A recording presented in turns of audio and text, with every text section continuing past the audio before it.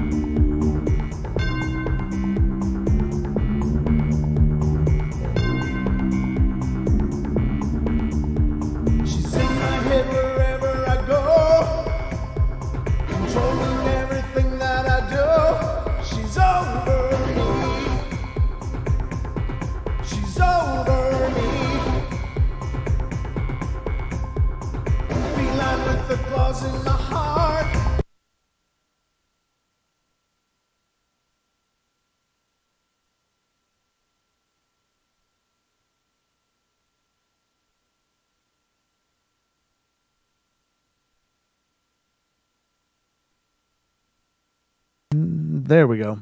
Welcome, ladies and gentlemen, to the Paranormal Portal Bedtime Stories from Beyond. Oh my God, I had a Don moment.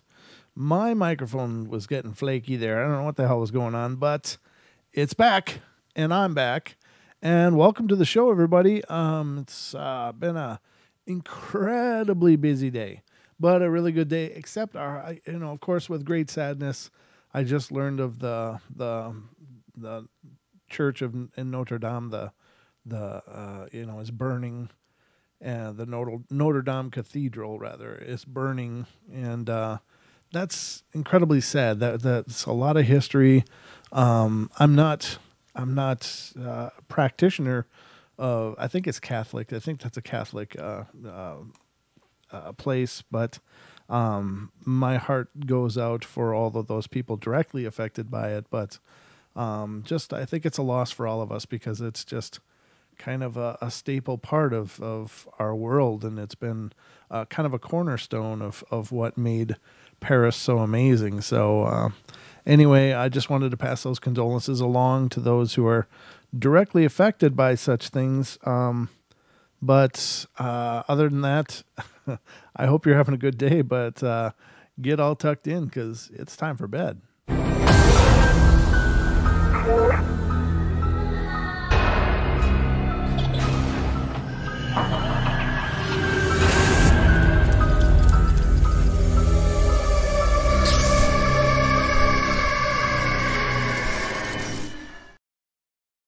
All right, ladies and gentlemen, welcome to the Paranormal Portal Bedtime Stories from Beyond. I'm your host, Brent Thomas, and we are underway here.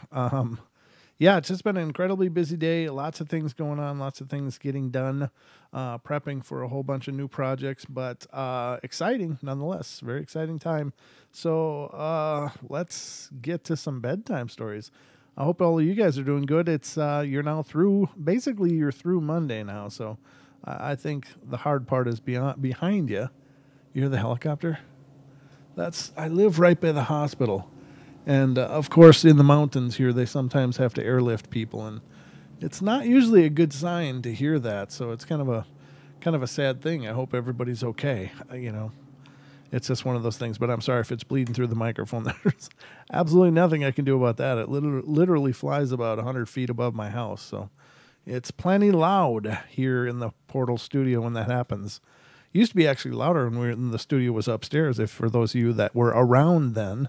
But welcome again, and let's see what I can pull up here for us. There's so much going on. Oh, my God, I can't even tell you. I don't know if this is one I read on the other page, I think. Maybe not. I'll check it out. If it looks like one that I already read from last night, then I won't read it again. But I don't think it was. It sounds similar, though, to another story that we read. I'm just pulling up a grip of stories here, so let's go with these for now, and we'll see where we end up. So the first one, ladies and gentlemen, is coming out of California, as usual. California is always a hot spot for paranormal activity, or at least there's more people talking about the paranormal activity in California than maybe anywhere else in the country. And you know, California has its challenges in a lot of ways, but I think, you know, in other ways, they're pretty esoterically progressive. And so, you know, speaking about ghosts and spirituality isn't all that foreign to the to the scenes in California. But then again, I'm not Californian, so I'm speaking on generalities, and I don't know for sure. But let's get into the first story here, and this is reasonably long, not too bad, but it says, oh, come on. I hate when they do that. This story that I have was in the summer of 1993, and I was 12 years old. My dad had divorced and remarried, and I moved from my bedroom into the back bedroom that was an addition on the house. I had to switch rooms because my dad and his new wife had a baby together, and my brother Greg, and it was late at night in the summer, so I was off school, and I was asleep in my bed when I awoke to see my Akita show. I think that's a dog, right? An Akita, standing on top of me with its hair standing up and looking from the window back to me and growling at the window. And I grabbed Show by the collar and walked her back out of the room, which was attached to my room, and her struggling all the way. And she seemed like she really did not want to leave. And I tried to lie back down, but she kept growling, hair on end, and still looking out the window. And I figured that it was maybe some kind of cat or a skunk, and that was upsetting her pretty much. So I took a flashlight and went outside, but I didn't see anything there. So I dragged Show outside and ran back into the house and shut the door and locked it. Not but 2 steps back inside the house, she began howling and barking. I looked out my window, and she was looking at me. Feeling bad, I went back outside and let her back into the house, and I tried to have her lay down at the full floor of my bedroom right next to my bed, but she wouldn't lay down. She just stood there. Eyes were still trained on the window, hair standing up and growling. I laid on my bed and closed my eyes, trying to get back to sleep, and even though my closed eyes, I could see a light that had been turned on in my room. I opened my eyes and looked over and saw that my fish tank light had come on, so I got up and clicked the button and the light turned off. I lay back down and turned over on my side so my back was facing Show and put the pillow over my head. All of a sudden, the fire alarm went off. I jumped up out of bed and began completely freaking out. Ran into my dad's room and got my stepmom, and she took the fire alarm down, took the battery out, and laid it on the dryer, and that was in the back room where Show slept. My stepmom went back to bed, and I sat on my bed staring at the fire alarm, almost expecting for it to go off again. Show was still growling, hair on end, staring out the back window, and I was so frightened I began praying, Lord, if there is anything here that is not of you, please let it be gone. In your name, Jesus, amen. As soon as I said amen, Show's hair went back down on her back, and she turned around, licked my face, and went and laid in her usual spot in the back room. In the morning when I woke up, I went to turn on my fish tank light so I could feed my fish, and realized that the light burned out the week before, and I had the light sitting on the side of the bed. I couldn't even believe that it hadn't been in there, even though somehow the light came on that night. Yeah, that's all kinds of creepy. Ladies and gentlemen, it's certainly a topic we cover an awful lot on the show, but I really believe that animals are really cued into that. When there's an energy shift of something negative, something dark, something mischievous, our animals will be the first indicator of those kind of things. Animals, if you're noticing your animals acting really squirrely or weird, that doesn't mean necessarily there's something there, but at least it's something to pay attention to. So I'm not trying to get people freaked out like, oh, my dog's acting weird. Maybe there's a ghost here. I mean, that's not like that. But they certainly cue in on the paranormal much, much quicker than we do. And perhaps that's, because they're such a part of the natural world. Even though they're domesticated, they still have that foot in those wild senses. And, they have much more acute senses than we do. And perhaps maybe they can hear them. We know that if we can, put out a tape recorder, we can occasionally get ghost voices on there that we don't hear with our own ears. Well, perhaps that's because they're just a little bit out of the range of our hearing, but a dog can hear them just fine. Or perhaps the animals are cueing off of the energy.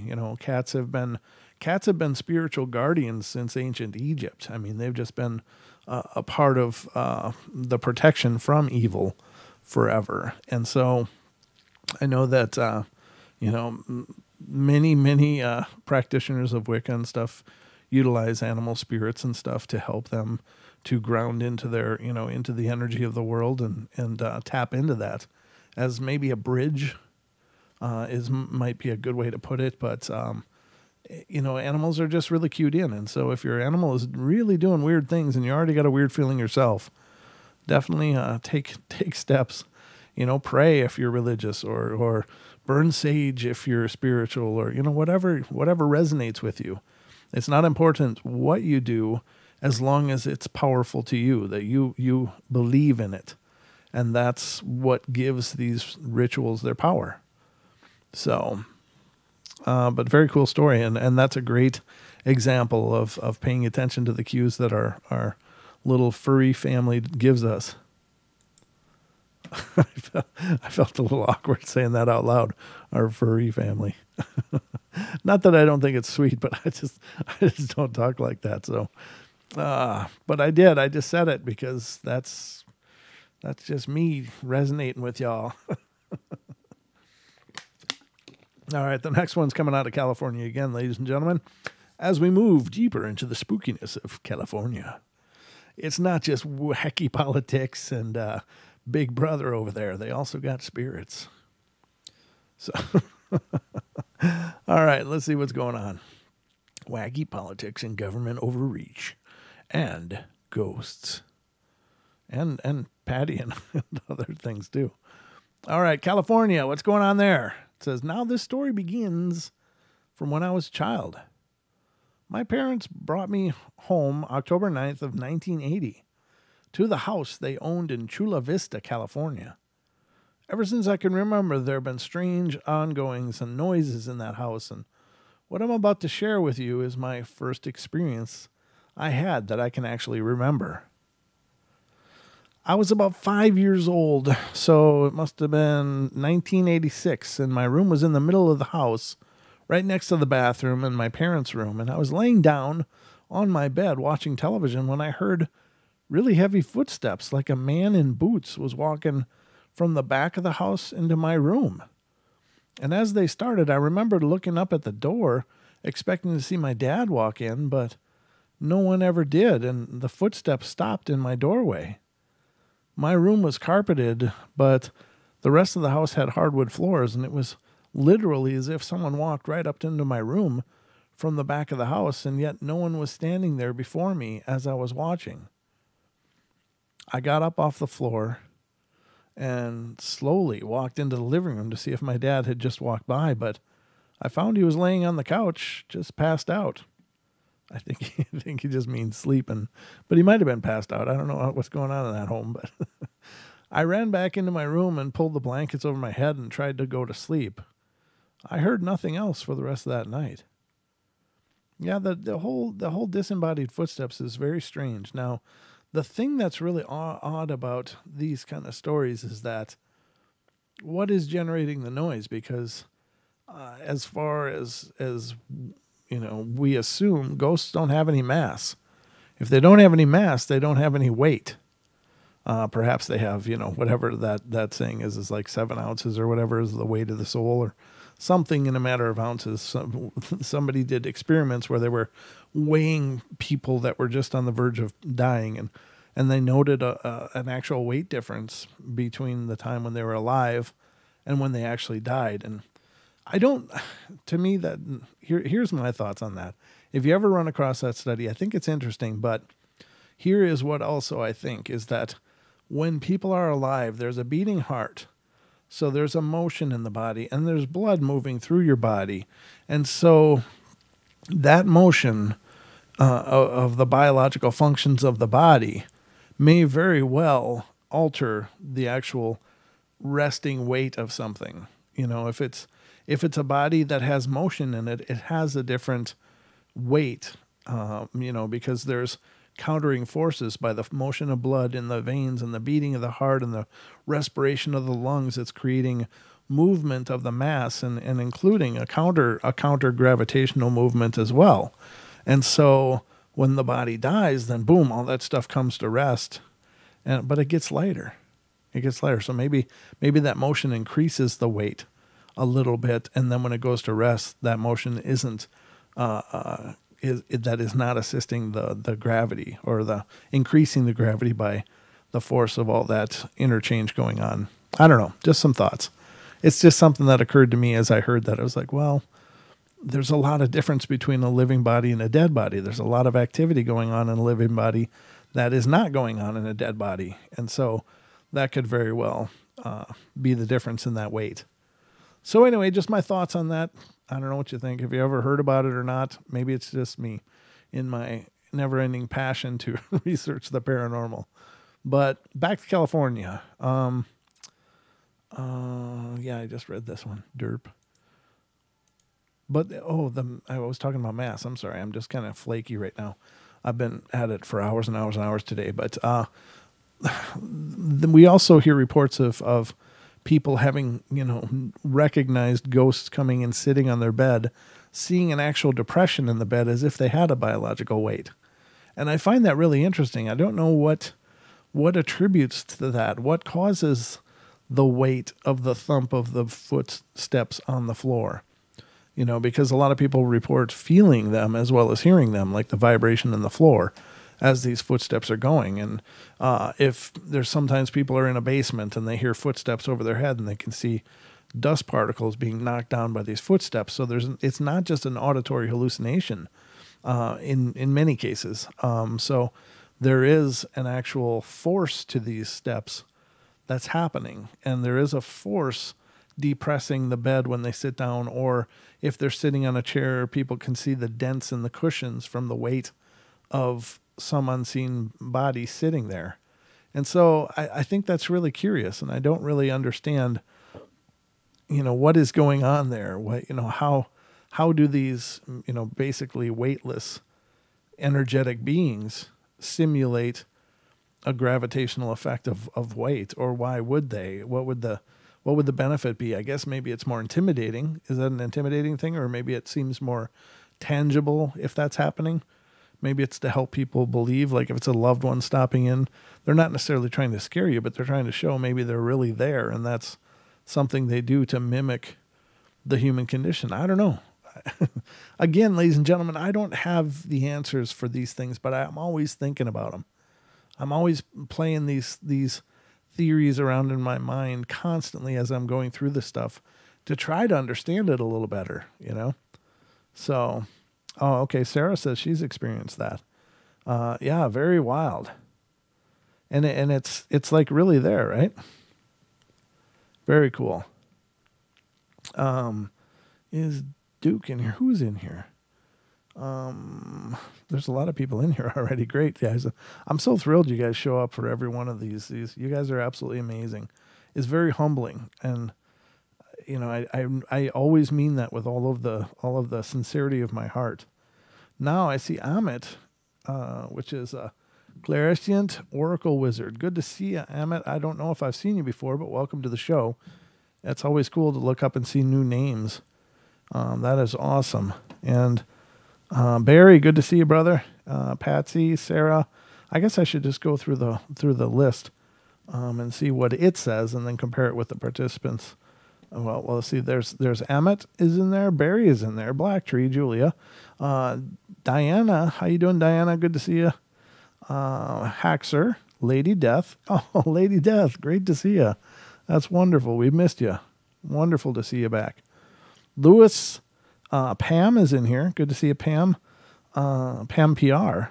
Nice to see you.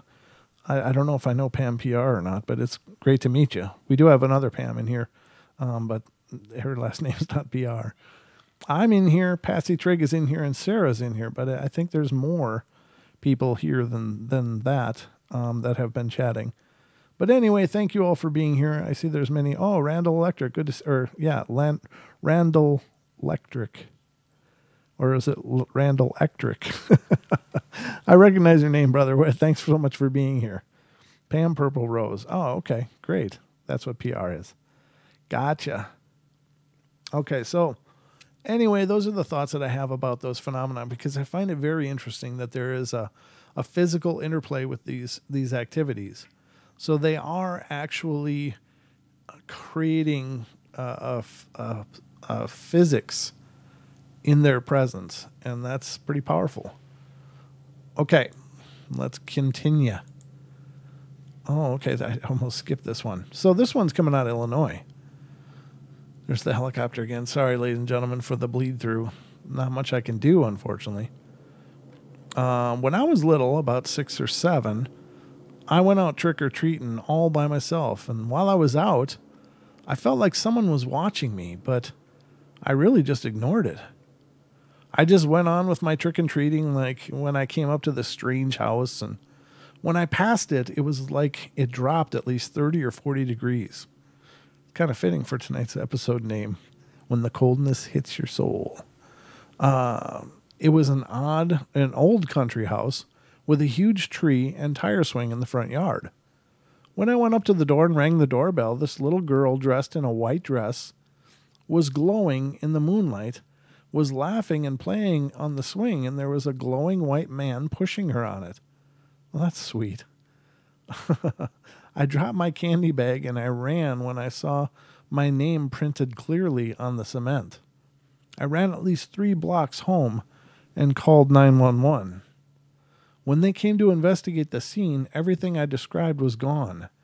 No name in the cement, no little girl or man, and the policeman said nothing had ever happened at this house and said it was probably all my imagination. But I guess I'll never know about this strange day. My friends said I was crazy, but I believe something terrible may have happened to this little girl and father. Also, when I got home, the lights flickered on and off, and I kept hearing the strange scream during the middle of the night. I'd like to figure out more, but I believe if I do, they will haunt me until the day I die. Well, it's that, again, the holiday season is a thin point in the veil. Now, there's a discrepancy. Some people believe that Halloween Eve is the thinnest point, but I've also heard our friend Sean tell me that the thinnest point is actually on Christmas. But in any case, I know it's thin on Halloween. Now, I don't know if there's maybe there's spirits that just like to screw around then, because it's so much easier for them to do that. I don't know. It seems like a classic Halloween tale, to be honest. I mean, it's just the classic, the little girl in the swing and the name appearing in the cement and, all those. It sounds like a Halloween movie kind of setting. And I don't know how old this is. She said 6 or 7. So, I mean, she's quite young, but maybe there really was something there. And I'm assuming she's not still 6 or 7 when she wrote this story. So apparently it's a memory that she's hung on to for all this time, for however long ago it was. I don't know, but I can't imagine many parents nowadays letting their 6 or 7-year-olds go out trick-or-treating alone. The world's quite different now. I know I sure as hell wouldn't. It's like I don't let my minion get like more than 5 steps from me before I'm like, hey. Yes, I'm a doting parent. What can I say? All right. This one's coming out of Massachusetts. So if there's any listeners from Massachusetts, this one's for you. Okay, so here's a story from my ex's house. One night we had a few friends over and we had a few beers, and I had 2 or maybe 3, and it was getting late, and I had a few things to do before I went to bed, so my ex offered to drive our friend home, and while I stayed behind with the baby and finished up some laundry. As he left, I asked him if he would bring the laundry basket upstairs for me since I had just hurt my back and couldn't really bend over, and he said, yeah, sure, and walked out of the house. About 20 minutes later, the baby's sleeping, and I'm just sitting in our room cleaning up a little, and I heard some banging coming from the bathroom next door, and I thought, wow, he's getting towels ready for the wash? I'm impressed. I was impressed, to say the least, and so the banging and bumping goes on for a good 10 or 15 minutes, and I'm thinking, okay, his mom must be home. There's no way he's actually cleaning the bathroom. So I look out the window and see his car. Confused, I walk out of the bedroom just in time to hear him put his key into the front door and pick up the laundry basket to bring it upstairs. When he got to the top of the stairs, I said to him, you just got home right now? And he said, yeah, sorry it took me so long. I stopped at the store and then I froze with fear. I'd been alone in this house for a good half hour, listening to banging and bumping coming from the room next door, and had no idea I was alone the whole time. Well, maybe it's a good thing you didn't know you were alone because, I don't know. I mean, I think of the little 6 or 7-year-old calling 911, and I imagine those cops must have just showed up like, oh, okay. I don't know. I don't know. All right, the next one is from Illinois. This is a really creepy story, and it still freaks me out to this very day. When I was around 17, me and my boyfriend would sit in the front of my house until the wee hours of the night, and it was summertime, so it's not like we had school or anything, and my boyfriend, Nicky, only lived about 4 blocks down from me. I lived on 28th, and he lived on 25th, but on the same block. Whenever he would go home, I would watch him walk down the street until I couldn't see him, which normally meant he was already home, and then I'd go inside. One night he came around 11 p.m. and stood over until like 4 in the morning. So by the time he was going home, I was so tired that I didn't watch him go home, and when Nicky was on the 27th Street, he noticed a little girl walking down the street, bouncing a ball, coming towards him. He was like, okay, it's 4 in the morning. Why is this little girl out? And as he got closer, he noticed the little girl had 2 pigtails, but they were sticking up in the air like horns. And by this time, he didn't even want to pass her. And as he got closer, he felt every hair on his body rise and was scared out of his wits. He said when he passed her, she looked up at him with her eyeballs at the end of her eyes. And he said as soon as he passed her, he ran all the way home. What does that mean, with her eyeballs at the end of her eyes? I don't even understand what that means. He said as soon as he passed her, he ran all the way home, and he called me and told me about what had just happened. And after that, we never stood out no later than 10 o'clock. I don't know if stood out is an old term or what does that mean, but, That's, I don't know what that means, though, that her eyeballs at the end of her eyes. Looked up at him with her eyeballs at the end of her eyes. I don't know, ladies and gentlemen. So, let's see. Let's see what's next, shall we? That one I got to close. That one I got to close. And the next one is coming from Tennessee, ladies and gentlemen. And it's a little bit longer. So let's see what's going on in Tennessee. This happened in the late 80s or maybe the 90s, and my brother and I were out on our way home from Prudential Hollow. And we had been there the biggest part of the day, okay? Just messing around the old home places. Prudential was on land company, and the hollow was shut down back in 1975-76, and all the remaining houses burned to the ground, and it was getting late, and we decided to head back home, a good half hour to 45-minute walk. We were walking and talking, not paying too much attention. Hold on. Not paying too much attention to what was going on around us. After all, we had made this walk plenty of times before, and we made it to the head of the hollow and was walking up the straightaway that led to Silas Hollow and then turned off going to our house, and we were snapped back to reality when we heard something coming down the side of the hill to our right. We looked to where the sound was coming from, thinking that it was a wild animal, and we saw an old man come off the hillside, step into the roadway, and start walking towards us. He was wearing a broadcloth type coat and an old black slough hat, or slough hat, or I don't know how you pronounce that, Slough hat, with the brim shading his face, and he walked hunched over with his hands clenched behind his back. No big deal, just another guy out for a walk. And as we neared each other, my brother and I eased to the left so he could pass to the right, and we spoke a casual, "Hello, how's it going?" And he muttered and nodded his head as he passed. And both of us felt really uneasy, but kept it to ourselves. About a minute passed without either of us saying anything, and I asked my brother if he knew the man, and he said no, he had never seen him before. We walked for a few more minutes, and I guess 3 or 4, when we heard the same noise again and automatically looked to the hillside, and that same man walked off the hill, stepped onto the road, and started walking towards us again. Well, this time we didn't speak, and my brother whispered for me not to look him in the eye. And after he passed us, the second time my brother looked at me and said something like, "Frank, something ain't right about this. Let's get out of here as fast as we can." I agreed, and we ran almost to the house. We got within eyesight of the house, and my brother said that he thought we were safe now, so to stop and catch our breath.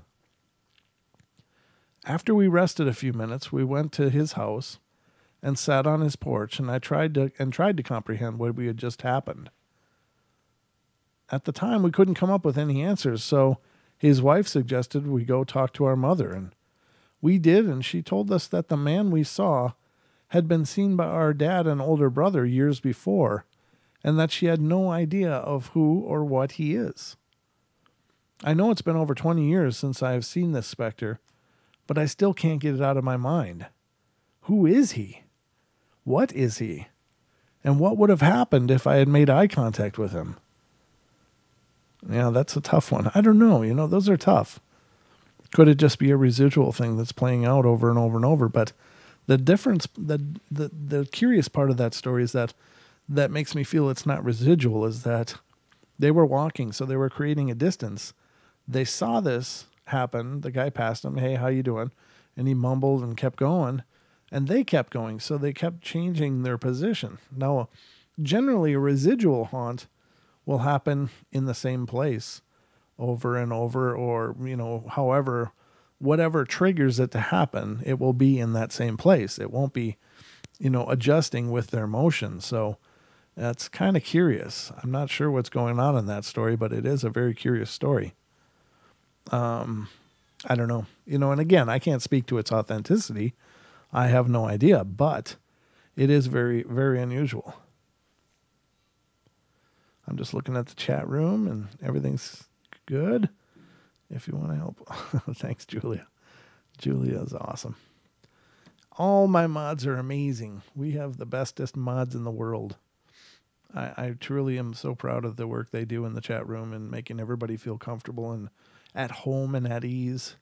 And they are all three the nicest people in the world. So, Don, on the other hand, he's a crotchety one. No, just kidding. Don's wonderful. He's a good guy. All right, ladies and gentlemen, let's continue on. What do we got next?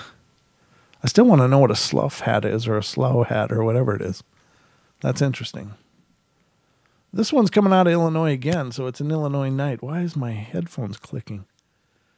It's just something's going on. Oy, I hope the mixing board's not dying. Oy. I'll be all verklempt. As I said, I don't know if you guys are hearing that clicky stuff, but it's not happening real often, but it is happening. I can hear it still. You guys hearing that? My, damn it. I gotta sage this place again. This is weird. Earlier today, my microphone did a Don, and then it did it again right at the beginning of the show. Now, my microphone has never done this, ladies and gentlemen. It's always Don. Don has this weird effect on microphones. But something is up tonight. I don't know. You know, it doesn't seem to be a connection issue. No. Pulling, pushing, it's not doing the staticky thing. It did one, see? I mean, what the hell? It seems something is amiss here in the studio. Okay, you guys are hearing it. Okay, well, listen for EVPs, ladies and gentlemen. You know, I am using a microphone.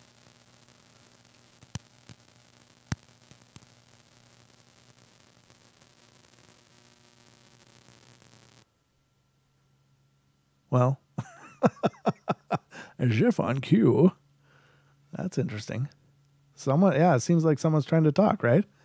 You hear that? It's kind of like, it's kind of like when Don's microphone is just kind of on, but it's not quite on.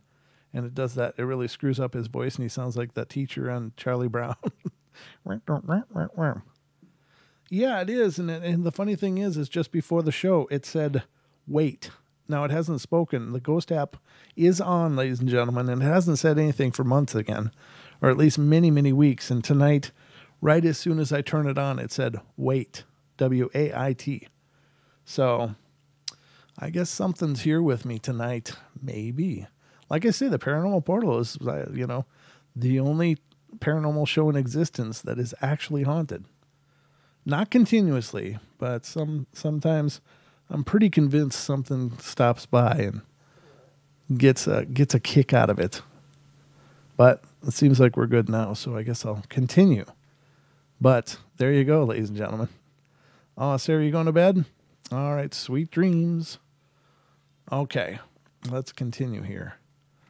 This is Illinois again. Let's see. This is really short, too. Now, I didn't experience this firsthand, but my sister did. And she's not one to make up stories or lie about these kind of things.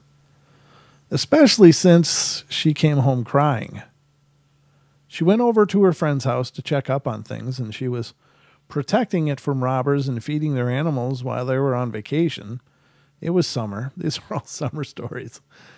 She had just got done feeding their black and white tabby cat named Yin Yang, and she went into her friend's room to dust some things off, and that's when she heard the water running in the kitchen, and she thought that maybe... Do you hear that thump or that... Huh.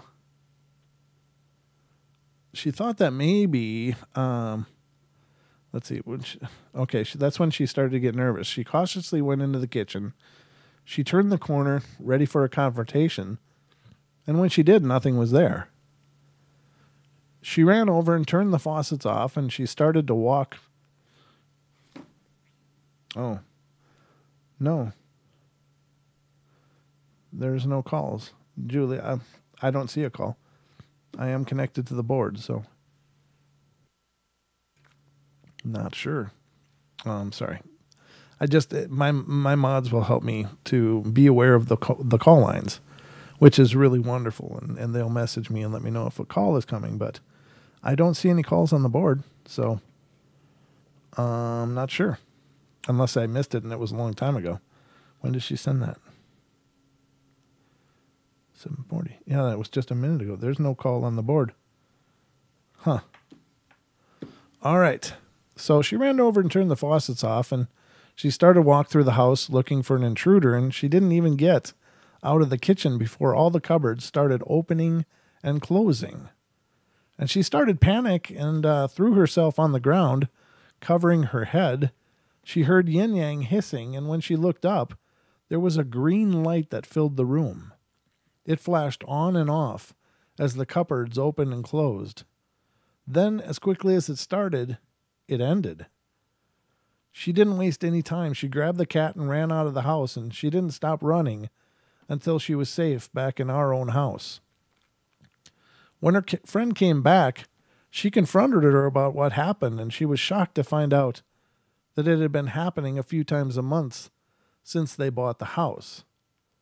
And that's why they had gone on vacation to get a break from it all. Are you serious? Whoa, is that creepy? They didn't tell their friend. They're just like, hey, we're out of here. You want to feed the cat? They apologized for not telling her, and my sister never went back there again. 2 months later, my sister's friend and her family moved out. Wow. Oh, there's a call now. All right, let's see what's going on here. And this is area code 807. You are on the air. All right. Hello. Hello, how you doing? Are you there? Yeah. Yeah, your connection is really choppy though. All right. Can you hear me now?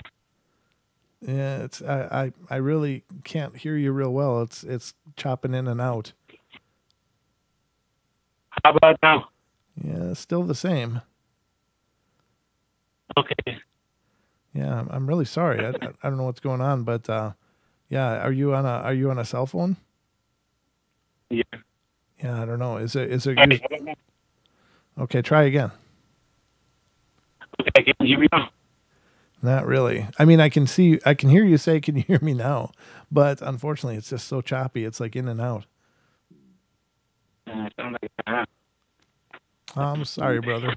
I'd love to talk to you, but I don't think we're going to be able to have this conversation, unfortunately.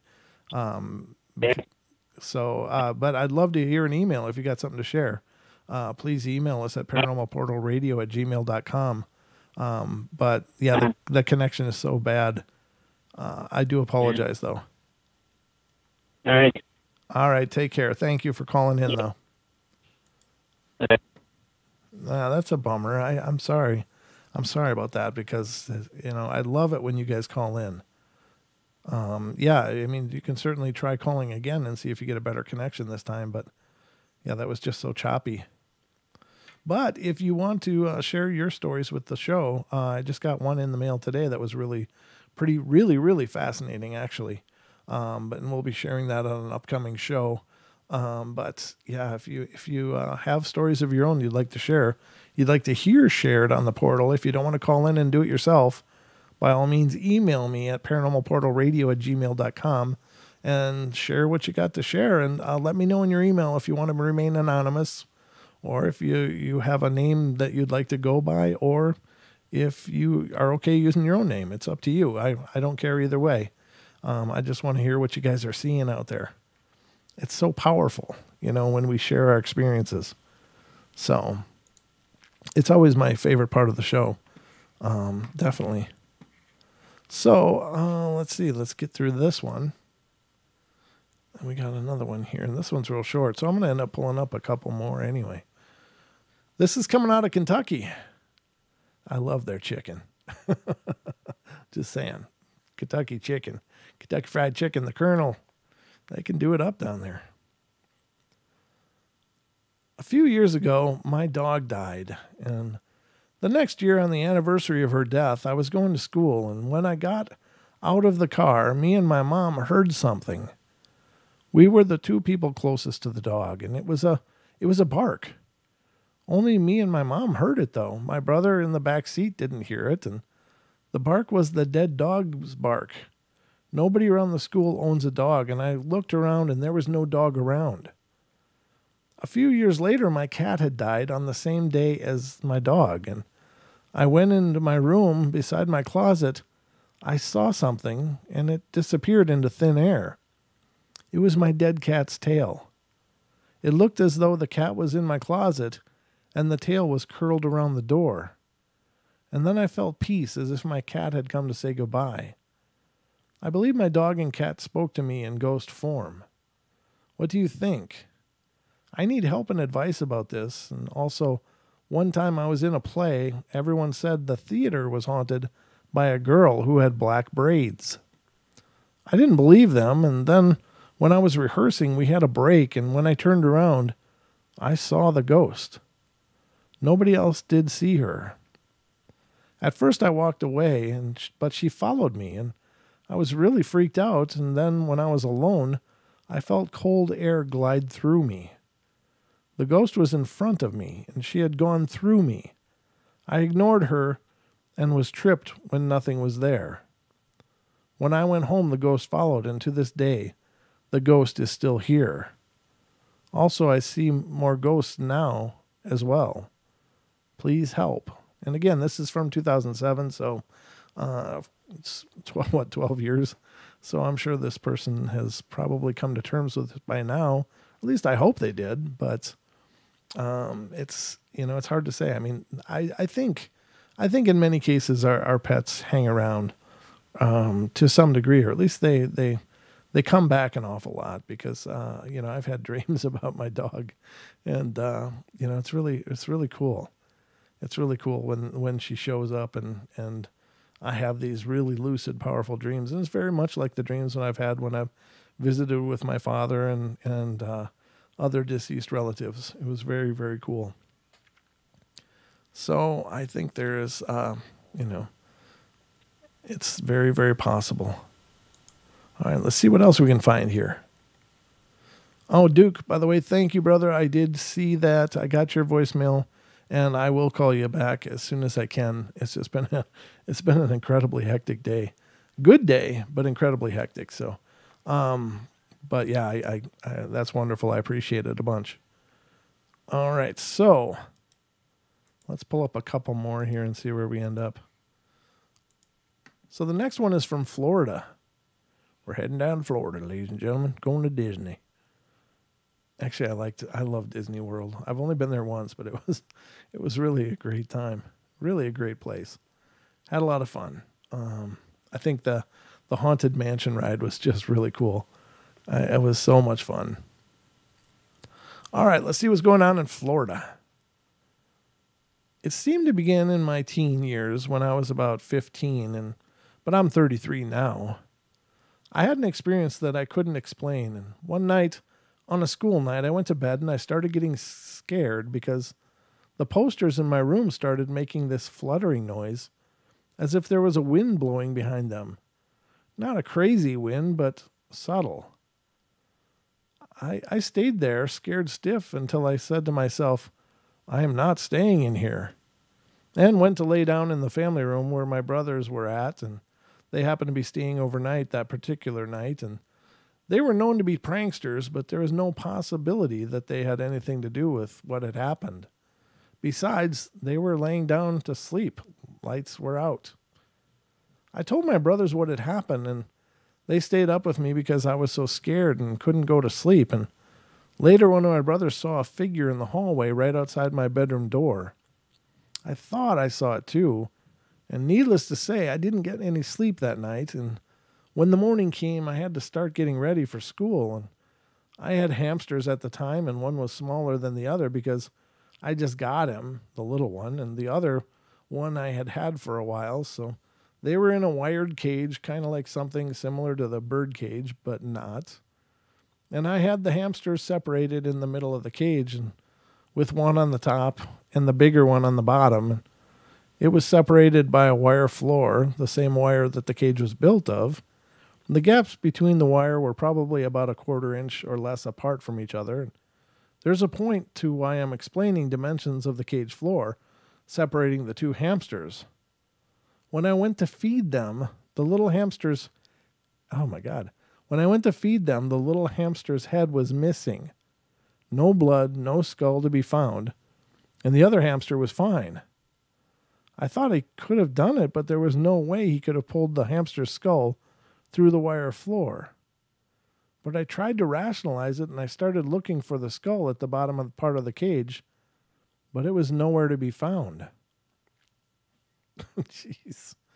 Another incident was when I was 19 years old and living in a different house, and I started waking up every once in a while between the hours of 2:30 and 3 in the morning and having the urge to look in a very specific location.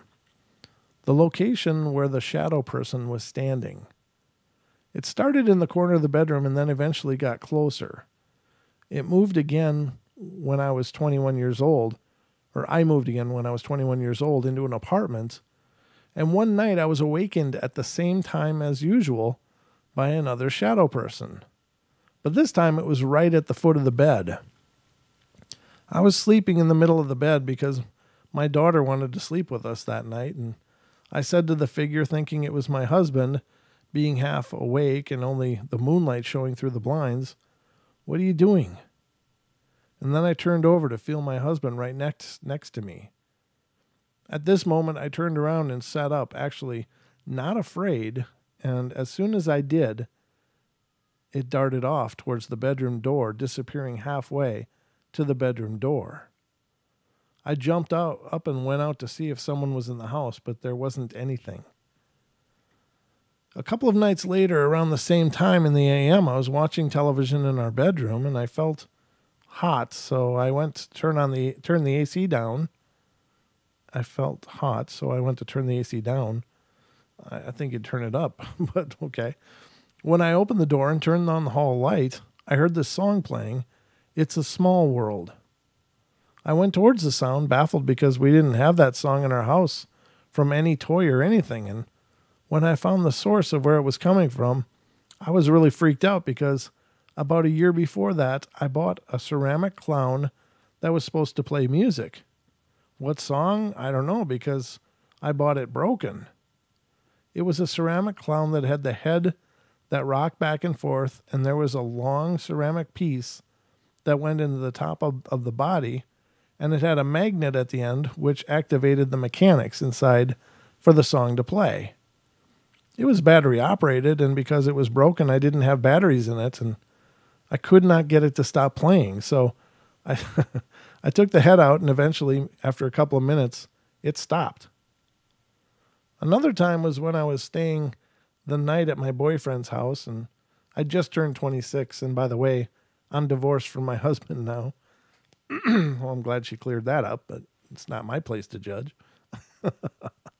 And we were sleeping in the same bed, and I was sleeping on my stomach as usual, and I was awoken by something grabbing me under my arms and starting to lift me, which they did barely off the bed before I woke up. And when I turned around, I saw this big black sheet-looking thing hovering over the bed, more so above my boyfriend, and when I started to wake up my boyfriend, it disappeared. The next day I didn't say anything because I thought, this is the worst yet of all the experiences, so I was thinking maybe when I woke up, possibly it was just seeing things because I was really only half awake. Later that day, my boyfriend and I went outside to smoke a cigarette, and they mentioned what they saw, and it was exactly the same thing that I saw. What? Later that day, my boyfriend and I went outside to smoke a cigarette, and they mentioned what they saw, and it was exactly the same thing. Who was they? She didn't set up the story very well. That really upset me because now I knew it was real, and it was different than before, and it physically touched me. Sorry, I got something in my mouth. I started falling asleep with the TV on after that because I didn't want to sleep in the dark, and if I was in the same bed as someone, I didn't want to fall asleep last. The incident happened not too long after this one, and it usually happened about once a year, but it started getting more frequent. My boyfriend stayed the night at my house and had to be at work in the next morning, and I stayed asleep that morning while he was off at work, and my daughter was at her dad's for the weekend, so I was by myself in the house, and while I was sleeping, I heard something towards the bedroom door, and I thought it was my boyfriend coming home because he got off at noon, and I felt a kneeling at the opposite end of the bed, and then it was like someone crawling up the bed and then spooning me. Oh, jeez. But it didn't feel like a solid form, like a solid person. I opened my eyes and saw that it was only around 10 a.m. and realized that it probably wasn't my boyfriend, so I rolled over right into what was spooning me, and I went into the state of partial unconsciousness. So it seemed, and it felt like death, like I was dying, and I knew that it had to do with this being. Maybe I was feeling what it felt like to, or what it was itself. I don't know if I was feeling what it went through or what, but it seemed like a long flight to shake it off, which I eventually did. One time I was at a friend's house to stay over, and the house they were renting was an old frame house that stood off the ground, and it was early in the morning, around 2 or 3 a.m. I'm just checking to make sure I'm not missing something. And we were in the kitchen making something to drink, and I started cracking a tray of ice, and I heard behind me something say, "Shh," in my ear, and I felt the breath on my neck. And there were other times in that house I heard people in the back of the house talking. Pretty much only a female voice, but when I went back there, it would stop. The dog would bark at the walls, and I felt really threatened in that house. More so a bad feeling, bad vibe. I'm getting goosebumps just talking about it now. Fast forward to the future, and I'm 28 years old and married again and have a baby and a toddler. Nothing had happened in a while until one morning I was sitting on the couch facing the backyard feeding my infant when I saw my older daughter's cat crossing the backyard. He'd been missing for a year by now, and I jumped up and opened the sliding glass door, and it had disappeared. And I thought, could it have jumped over the privacy fence that quickly? It was too far away from that fence, though, but I brushed off that thinking, and like maybe he did. He has only been seen once or twice since.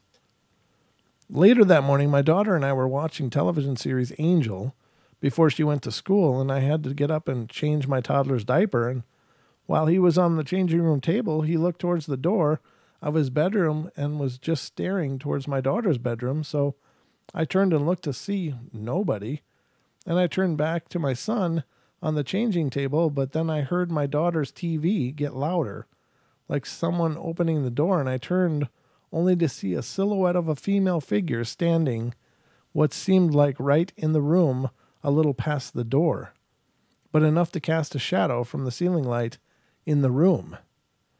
It stood there for merely seconds, and I thought maybe my daughter went into her room to do something, but I forgot that she went in there, what she went in there for. Then the silhouette of this being walked in.